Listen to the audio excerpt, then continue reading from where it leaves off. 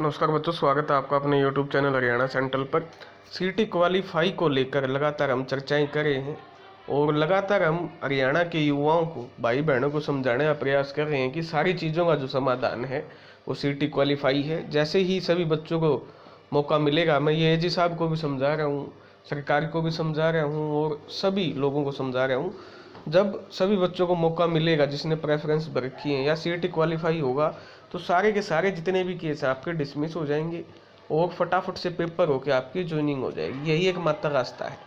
अब चौथा कारण क्या है सीटी क्वालीफाई होने का? कारण नंबर 4। 3 कारण हम पिछले 3 दिनों में एक वीडियो के माध्यम से डिस्कस कर चुके हैं। चौथा कारण फिर हम आज डिस्कस करेंगे कि भाई चौथा कारण क्या बनता है जो कि हमारे सीटी क्वालीफाई को और मजबूती देगा। सीटी प्री के बाद सिंगल बेंच के फैसले के खिलाफ कोर्ट में गए, डबल बेंच में हाथ खड़ा कर दिया कि हम तो वेरिफिकेशन कौन करवावा, 5 नंबर भी कौन हटावा, 95 में 5 नंबर भी जोड़ांगे और ना हमें वेरिफिकेशन करवावा। ठीक है, साफ मना किया। तो अब पेपर लेना था। पहले ग्रुप 57 का पेपर लिया जो कि +2 बेस की नौकरियां हैं जिसमें, ठीक है। उसके बाद अगले दिन ग्रेजुएशन लेवल का पेपर लिया। जब वो ग्रेजुएशन लेवल का पेपर लिया, 41 क्वेश्चन रिपीट कर दिए एज इट इज है, मतलब स्टेटमेंट भी सेम, ऑप्शन भी चेंज। और ये पेपर किसके लिए है? ग्रेजुएशन बेस की इनकम टैक्स, ठीक है, आपका पटवारी, ग्राम सचिव, एक्साइज एंड टैक्सेशन, इतनी बड़ी बड़ी पोस्टों के लिए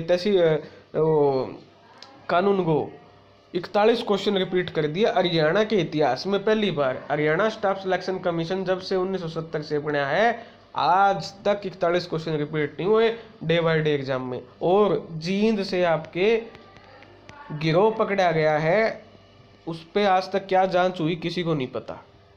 किस लेवल की जांच हुई, कब जांच हुई, जिसमें 4 से 5 मेंबर बाहर एग्जाम के बाहर बैठ के पेपर सोल्व करवा रहे थे।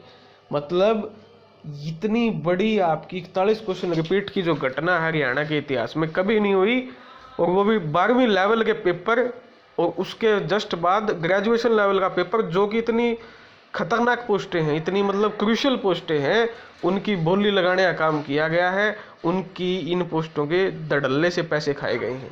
41 क्वेश्चन रिपीट, शर्म इन्होंने बेच खाई। शर्म नाम की चीज़ तो थी नहीं इसमें। Math, English, Hindi, GK, reasoning, current affair, exact के एग्जैक्ट क्वेश्चन।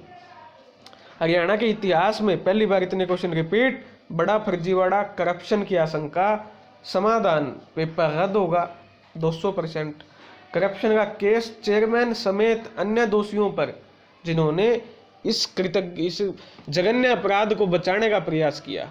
आज इस पेपर को हुए 9 महीने बीत चुके हैं, इसको फिर भी हरियाणा के मुख्यमंत्री आके बचाने की कोशिश करते हैं कि हमारे पास तो 500 क्वेश्चन का एक क्वेश्चन बैंक होता है, उस क्वेश्चन बैंक में से क्वेश्चन आते हैं। शर्म की बात है, 21वीं सदी में आज उनके पास क्वेश्चन बैंक होता है, इस क्वेश्चन बैंक का इनको पहले ही पता होता है। हम इसकी सीबीआई और जुडिशियल जांच की मांग करते। पेपर तो बाद में रद्द होगा, सबसे पहले आपकी किसकी जांच है? सीबीआई और जुडिशियल जांच होनी चाहिए।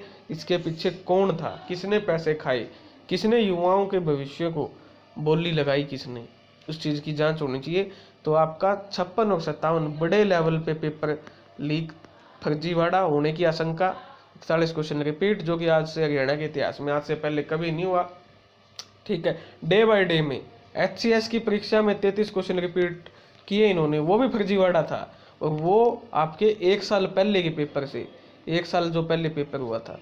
आज वेटरनरी सर्जन में हुए, वेटरनरी सर्जन के पेपर में, आपके पेपर में 28 क्वेश्चन रिपीट हुए। 28 क्वेश्चन रिपीट हुए महाराष्ट्र के 2017 के पेपर से, और वो आपका पेपर रद्द करना पड़ा HPSC को, क्योंकि उसमें भ्रष्टाचार हुआ, करप्शन हुआ। उसके अलावा सुप्रीमो कोर्ट की गाइडलाइन है 10% से ज़्यादा, यानी 100 में से 10 क्वेश्चन आपके रिपीट हो सकते हैं, वो भी स्टेटमेंट इधर उधर करके, ऑप्शन थोड़ा इधर उधर घुमा के। तो चौथा कारण आपका पेपर रद्द होने का और पेपर सीटी क्वालीफाई होने का 41 क्वेश्चन रिपीट, सरकार की एजेंसी पे से विश्वास उठना, बड़ा करप्शन। आप खुद ठंडे दिमाग से सोचिए, इससे क्या पहले पेपर नहीं हुए हरियाणा में? अरे जो पेपर कांस्टेबल का पेपर रेडी पे 10-10 रुपया में बिका था, उसमें भी क्वेश्चन रिपीट कौन करे? कमाल की बात होगी। 10-10 रुपया में जो कांस्टेबल 2019 का पेपर रेडिया पर बिका था इवनिंग शिफ्ट का, उसमें भी आपके वो नहीं हुए, ठीक है ना। तो इन पेपरों में कोई गैप ही नहीं था, 7-12 घंटे के गैप के अंदर पेपर में 41 क्वेश्चन रिपीट होते हैं। बड़ा फर्जीवाड़ा। और माननीय कोर्ट टिप्पणी करेगा। आपका जो HSSC ने रिप्लाई फाइल किया है उसमें भी HSSC ने गलती मानी है और बड़ा इस पर एक डिसीजन आएगा। तो ये आपका चौथा कारण है CET क्वालिफाई सभी बच्चों को मौका देने का, एक फेयर लेवल प्लेइंग फील्ड देने का, जो 4 साल से हरियाणा का बच्चा मांग कर रहा है। भारतीय जनता पार्टी को, नायब सिंह सैनी को सोचना चाहिए, क्या आप जनता के बीच में जाओगे? इसीलिए आपको लोग गांव में नहीं घुसने दे रहे हैं। 4 साल से आपने हरियाणा के बच्चों को एग्जाम में नहीं बिठाया। अरे और तो छोड़ो, पेपर में नौकरी लेने की बात ही अलग है, नौकरी तो जिद दोगे जिद पेपर में बिठाओगे, पेपर में नहीं बिठाया 4 साल से। तो आज ये भारतीय जनता पार्टी के लिए सब अब भी कर दो, अब भी देर नहीं हुई, अब भी कुछ आपकी माहौल बन सकता, कुछ माहौल, ठीक है। थप्पड़ चट्टू लागने थोड़े मोटे कम हो सकें।